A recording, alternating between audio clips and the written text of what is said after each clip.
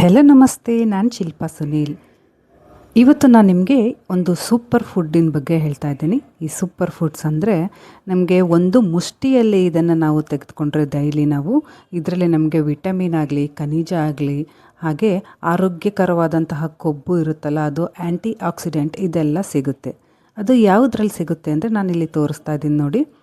ಕುಂಬಳಕಾಯಿ ಬೀಜ, ಅಗಸೆ ಬೀಜ, ಚಿಯಾ ಸೀಡ್ಸ್ ಹಾಗೆ ಸನ್ಫ್ಲವರ್ ಸೀಡ್ಸ್.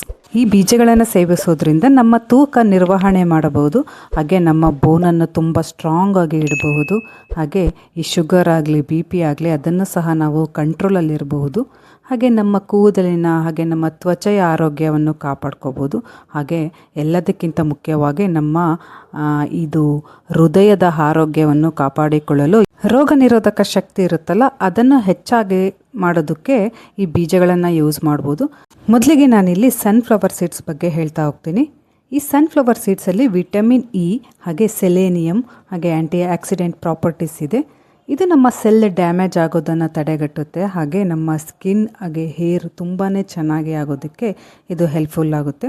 ಇದರಲ್ಲಿ ಸಿಲೇನಿಯಂ ಅಂತ ಒಂದು ಪ್ರಾಪರ್ಟೀಸ್ ಇರೋದ್ರಿಂದ ಇದು ರೋಗ ನಿರೋಧಕ ಶಕ್ತಿಯನ್ನು ಹೆಚ್ಚಿಸುತ್ತೆ. ಹಾಗೆ ಇದರಲ್ಲಿ ಮೆಗ್ನೀಷಿಯಮ್ ಇದೆ. ಇದು ನಮ್ಮ ಹೃದಯದ ಆರೋಗ್ಯಕ್ಕೆ ತುಂಬಾ ಒಳ್ಳೆಯದು ಅಂತ ಹೇಳ್ಬೋದು. ಇದು ನಮ್ಮ ಕಣ್ಣಿಗೂ ಅಷ್ಟೇ, ಕಣ್ಣಿಗೂ ತುಂಬಾ ಒಳ್ಳೆಯದು. ಇದು ಥೈರಾಯ್ಡ್ ಸಮಸ್ಯೆ ಇದ್ದವರು ಸಹ ಇದನ್ನು ಸೇವಿಸ್ಬೋದು. ಇದನ್ನು ನಾವು ಒಂದು ಮುಷ್ಟಿಯಷ್ಟು ಡೈಲಿ ನಾವು ಒಂದು ಮುಷ್ಟಿಯಷ್ಟು ಇದನ್ನು ತೆಗೆದುಕೊಳ್ಬೋದು. ಇದನ್ನು ಹಾಗೇನು ತೊಗೋಬೋದು ಅಥವಾ ಇದನ್ನು ರೋಸ್ಟ್ ಮಾಡಿಕೊಂಡು ತೊಗೋಬೋದು. Next one pumpkin seeds. ಈ ಪಂಪ್ಕಿನ್ ಸೀಡ್ಸಲ್ಲಿ ಮೆಗ್ನೀಷಿಯಮ್ ಹಾಗೆ ಜಿಂಕ್ ಇರುತ್ತೆ.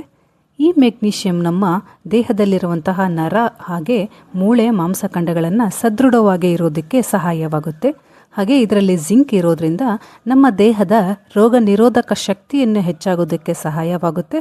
ಹಾಗೆ ದೇಹದಲ್ಲಿ ಏನಾದರೂ ಗಾಯ ಏನಾದರೂ ಆಗಿದ್ರೆ ಅದು ಆದಷ್ಟು ಬೇಗ ಗುಣ ಆಗೋದಕ್ಕೆ ಇದು ತುಂಬಾ ಯೂಸ್ ಆಗುತ್ತೆ ಅಂತ ಹೇಳ್ಬೋದು. ಇದರಲ್ಲಿ ಆ್ಯಂಟಿ ಆಕ್ಸಿಡೆಂಟ್, ಆ್ಯಂಟಿ ಇನ್ಫ್ಲಮೇಟರಿ ಪ್ರಾಪರ್ಟೀಸ್ ಇರೋದ್ರಿಂದ ನಮ್ಮ ದೇಹದ ಹೃದಯ ಭಾಗವನ್ನು ಸದೃಢವಾಗಿ ಇರೋದಕ್ಕೆ ಸಹಾಯವಾಗುತ್ತೆ.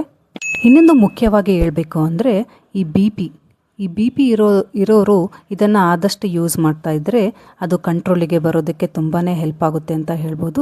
ಹಾಗೆ ಉರಿಯೂತ, ಕೀಲು ನೋವು ಅದನ್ನು ಸಹ ಕಡಿಮೆ ಆಗುತ್ತೆ.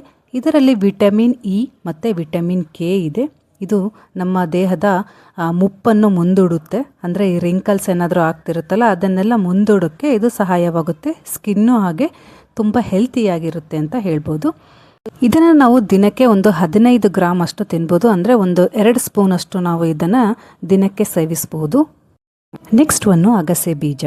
ಈ ಅಗಸೆ ಬೀಜದಲ್ಲಿ ಒಮೆಗಾ 3 ಫ್ಯಾಟಿ ಆಸಿಡ್ ಇದೆ. ಇದು ನಮ್ಮ ಹೃದಯದ ಆರೋಗ್ಯಕ್ಕೆ ತುಂಬಾ ಒಳ್ಳೆಯದು. ಹಾಗೆ ಇದರಲ್ಲಿ ಆ್ಯಂಟಿ ಇನ್ಫ್ಲಮೇಟರಿ ಪ್ರಾಪರ್ಟೀಸ್ ಇರೋದ್ರಿಂದ ಈ ಉರಿಯೂತ ಹಾಗೆ ಆರ್ಥರೈಟಿಸ್ ಏನಾದರೂ ಪ್ರಾಬ್ಲಮ್ ಇದ್ದರೆ ಅದನ್ನು ಸಹ ಇದರಿಂದ ನಿವಾರಣೆ ಆಗುತ್ತೆ. ಮಾಂಸದಲ್ಲಿರುವಂತಹ ಪ್ರೋಟೀನು ಈ ಅಗಸೆ ಬೀಜದಲ್ಲಿ ಇರೋದ್ರಿಂದ ಇದನ್ನು ಸಸ್ಯಾಹಾರಿಗಳ ಮಾಂಸ ಅಂತಲೇ ಕರೀತಾರೆ. ಇದರಲ್ಲಿರುವಂತಹ ಫೈಬರ್ ಅಂಶ ನಮ್ಮ ದೇಹದಲ್ಲಿ ಪಚನಕ್ರಿಯೆಯನ್ನು ಸರಿಯಾಗಿ ಆಗೋದಕ್ಕೆ ಯೂಸ್ ಆಗುತ್ತೆ. ಹಾಗೆ ಬಿ ಪಿ ಇರೋರು ಸಹ ಇದನ್ನು ಯೂಸ್ ಮಾಡ್ಬೋದು. ಇದನ್ನು ನಾವು ದಿನಕ್ಕೆ 2 ಸ್ಪೂನಷ್ಟು ತೆಗೆದುಕೊಳ್ಬೋದು. Last one chia seeds. ಈ ಚಿಯಾ ಸೀಡ್ಸಲ್ಲಿ ಕ್ಯಾಲ್ಶಿಯಂ, ಪ್ರಾಸ್ಪರಸ್, ಮೆಗ್ನೀಷಿಯಮ್, ಪ್ರೋಟೀನ್ ಹಾಗೆ ವಿಟಮಿನ್ ಬಿ ಇದೆ. ಹಾಗೆ ಫೈಬರ್ ಇದೆ. ಈ ಫೈಬರ್ ಇರೋದ್ರಿಂದ ನಮ್ಮ ಪಚನಕ್ರಿಯೆ ಅಂದರೆ ಜೀರ್ಣಕ್ರಿಯೆ ತುಂಬ ಚೆನ್ನಾಗಾಗುತ್ತೆ.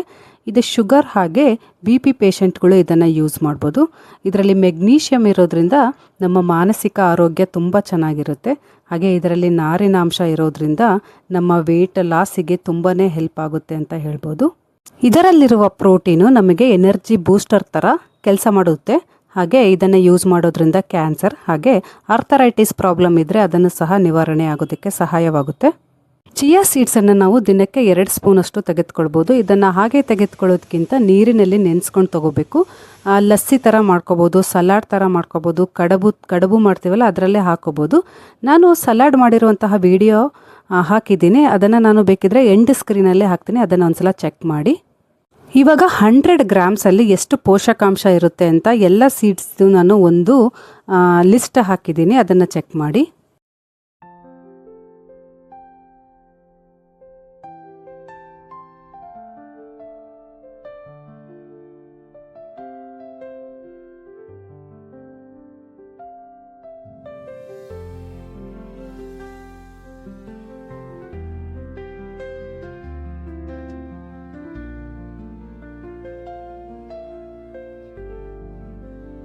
ಕೊನೆಯದಾಗಿ ನಾನು ಇದನ್ನು ಯಾವ್ಯಾವ ರೀತಿ ಬೇರೆ ಥರ ಸೇವಿಸ್ಬೋದು ಅಂತ ಹೇಳ್ತೀನಿ ನೋಡಿ. ನಾನು ಈ ಸೀಡ್ಸ್ನೆಲ್ಲ ನಾವು ಪ್ರೋಟೀನ್ ಲಡ್ಡು ಥರ ಮಾಡ್ಕೊಂಡು ತಿನ್ಬೋದು. ಹಾಗೆ ಈ ಸೀಡ್ಸ್ನೆಲ್ಲ ಹಾಕಿ ಡ್ರೈ ಫ್ರೂಟ್ಸ್ ಎಲ್ಲ ಹಾಕಿ ಪ್ರೋಟೀನ್ ಪೌಡರ್ ಥರನೂ ಯೂಸ್ ಮಾಡ್ಬೋದು.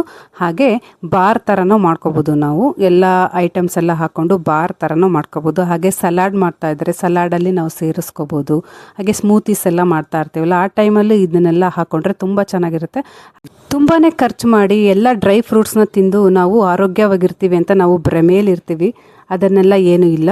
ನಾವು ಕಡಿಮೆ ಖರ್ಚಿನಲ್ಲಿ ನಮ್ಮ ಆರೋಗ್ಯವನ್ನು ನಾವು ಹೇಗೆಲ್ಲ ಕಾಪಾಡ್ಕೋಬೋದು ಅಂತ ಈ ಸೀಡ್ಸ್ನ ಯೂಸ್ ಮಾಡೋದ್ರಿಂದ ನಿಮಗೆ ಗೊತ್ತಾಗುತ್ತೆ. ನೀವು ಒಂದು ತಿಂಗಳ ಮಟ್ಟಿಗೆ ಇದನ್ನು ಯೂಸ್ ಮಾಡಿ ನಿಮಗೆ ರಿಸಲ್ಟ್ ನಿಮಗೆ ಗೊತ್ತಾಗುತ್ತೆ. ಕಡಿಮೆ ಖರ್ಚಿನಲ್ಲಿ ನಿಮ್ಮ ಆರೋಗ್ಯ ನಿಮ್ಮ ಕೈಯಲ್ಲೇ ಇರುತ್ತೆ. ಈ ವಿಡಿಯೋ ಇಷ್ಟ ಆದಲ್ಲಿ ಕಮೆಂಟ್ ಮಾಡಿ. ಹಾಗೆ ಇವತ್ತಿನ ಈ ವಿಡಿಯೋನ ಎಂಡ್ ಮಾಡ್ತಾ ಇದ್ದೀನಿ. ಮತ್ತೆ ನಾನು ನಿಮಗೆ ನೆಕ್ಸ್ಟ್ ವಿಡಿಯೋದಲ್ಲಿ ಒಂದು ಹೊಸ ಟಾಪಿಕ್ ಒಂದಿಗೆ ಸಿಗ್ತೀನಿ. ಅಲ್ಲಿವರೆಗೂ ಥ್ಯಾಂಕ್ ಯು ಸೋ ಮಚ್.